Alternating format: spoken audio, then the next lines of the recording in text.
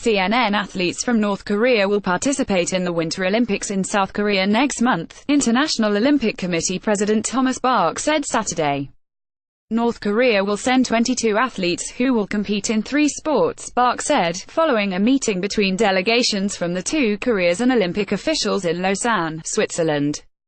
Athletes from the North and South will also march together under one flag at the opening ceremony for the Games in Pyeongchang, which begin February 9, Bach said.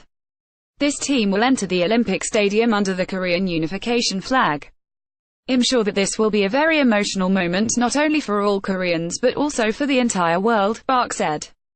He also confirmed that, for the first time in Olympic history, the 2 nations will enter a joint women's ice hockey team under the name Korea and represented by the unification flag. Of the 22 North Korean athletes, 15 will be women and 7 will be men, the IOC said. They will be accompanied by 24 coaches and 21 media representatives. The athletes will compete in ice hockey, ice skating and skiing across 5 disciplines: ice hockey, figure skating, short track speed skating, cross-country skiing and alpine skiing, the IOC said. Bach said reaching this outcome was not an easy journey but that he was proud of what the representatives of the 2 Koreas, the IOC and the Pyeongchang 2018 organizing committee had achieved. The proposals from North and South Korea had to be approved by the IOC and Pyeongchang committee before they could go ahead. IOC leader Games beyond all political tensions. North Korea's unexpected participation, negotiated in talks at a heavily fortified border between the 2 nations since the start of the year, has been hailed as a diplomatic breakthrough that could herald peace on the Korean peninsula. However, others fear that South Korea has fallen for a North Korean charm offensive and warned the international community not to be complacent. In his remarks, Bach said the IOC had been working for several years to address the special situation of having the 2018 Winter Olympics on the Korean peninsula. "Let us not forget that such an agreement would have seemed impossible only a few weeks ago," he said as he thanked the 2 governments for their embrace of the Olympic spirit. "The Olympic Games are always about building bridges, they never erect walls. The Olympic spirit is about respect, dialogue and understanding.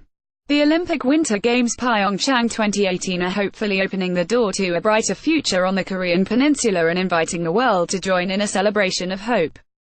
Following the talks, the IOC outlined details of how the 22 North Korean athletes will be accommodated in the Games, only weeks before they start. The women's ice hockey team will be created by adding 12 players and 1 official from North Korea to the existing South Korean Olympic squad of 23 players, the IOC said.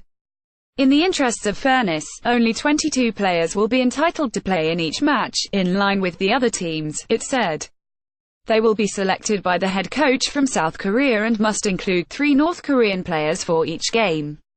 Other North Korean athletes now allowed to compete in the Games include the figure skaters Ryum Taeoke and Kim Joo-sik, who had qualified for the Winter Olympics in September but were not registered by their country's Olympic Committee before the deadline.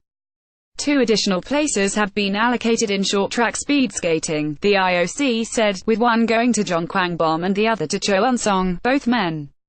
3 places have been allocated in cross-country skiing, with 2 men and 1 woman to compete, and another 3 in alpine skiing, again with 2 men and 1 woman to take part, the IOC said.